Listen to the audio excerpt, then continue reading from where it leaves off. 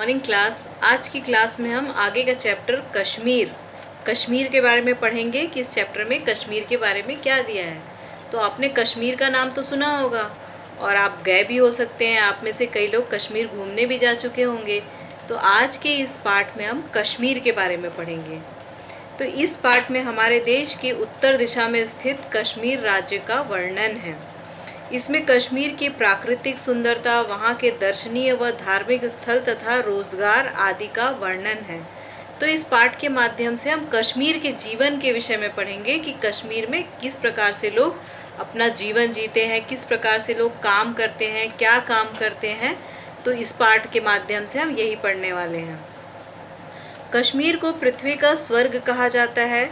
यह हमारे देश का सबसे सुंदर प्रदेश है।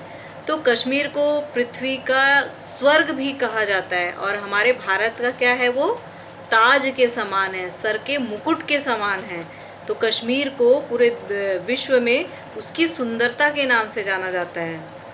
यह हमारे देश का सबसे सुंदर प्रदेश है और जैसा कि वो पूरे विश्व में प्रसिद्ध है अपनी सुंदरता के लिए, तो भारत में तो सबसे सुंदर है ही है। यहाँ बर्फ से ढके पर्वत, हरे भरे वन, सुंदर झीलें तथा अनेक मनमोहक उद्यान हैं। तो यहाँ के सौंदर्य के विषय में बताया जा रहा है इस पाठ में कि कश्मीर का सौंदर्य किस प्रकार का है। कश्मीर की घाटी संसार की खूबसूरत घाटियों में से एक है। कहीं पहाड़ों के झरने गिर रहे हैं तो कहीं केसर की क्यारियाँ हैं। तो कश्मीर के विषय में बताया जा रहा है कि किस प्रकार से वहाँ ऊंचे ऊंचे पहाड़ है, पर्वत है और कहीं क्या है, केसर की क्यारियाँ। यानी केसर जो जानते हैं ना, केसर होता है जिसमें कलर होता है, जो कि दूध में भी डाला जाता है और कई पकवानों में डाला जाता है। तो केसर की क्यारियाँ मतलब उसको क्यारियों में किस प्रकार से लगाया जाता है कश्मीर में, कहीं वो दिखाई देते हैं।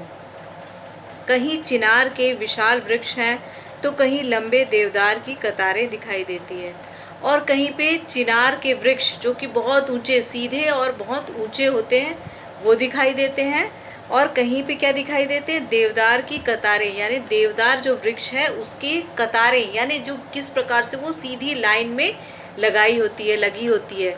तो वहाँ का सौंदर्य ये इन सब चीज़ों की वजह से देखने योग्य होता है। हर कोई कश्मीर को उसकी सौंदर्य की वजह से देखने जाता है। बर्फ से ढकी ढकी ऊंची ऊंची पहाड़ें, वहाँ का सुंदर वातावरण, उसकी वजह से ही लोग कश्मीर जाया करते हैं। सारी घाटी फल फूलों से लदी पड़ी है और वहाँ की जो घाटियाँ हैं वो फल फूलों से लदी पड़ी हैं। मतलब वहाँ हर प्रकार की संपन्नता ही दिखाई देती है, हर प्रकार की सुंदरता दिखाई देती है। ऐसा जान पड़ता है मानो सारा कश्मीर ही एक बहुत बड़ा बाग है।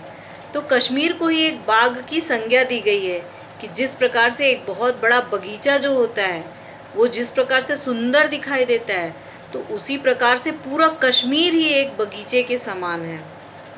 कश्मीर में डल झील है जिसमें शिकारे चलते हुए देखे जा सकते हैं और कश्मीर में ही डल झील है जिसमें कि शिकारे यानी छोटे छोटे घर, जो पानी में तैरते हुए जो घर होते हैं वो दिखाई देते हैं। झेलम नदी में हाउस बोट है और इसमें रहना बहुत आनंददायक प्रतीत होता है। तो झेलम नदी जो है, जो ये शिकारे हैं, नाव चल रही हैं और झेलम नदी पर हाउस बोट भी है, घर बने हुए हैं। तो किस पे है हाउस बोट जो है, वो किस पे बना हुआ है, झेलम नदी पर। और शिकारे क्या थे, शिकारे यानी नाव चलते रहते हैं, वो दिखाई देते हैं। तो ऐसा प्रतीत होता है, इतना उस वातावरण को देख के मन प्रसन्न हो जाता है। तो यही कश्मीर के सौंदर्य के विषय में हम इस पाठ के माध्यम से पढ़ रहे हैं। आगे का हम अगली कक्षा में पढ़ेंगे।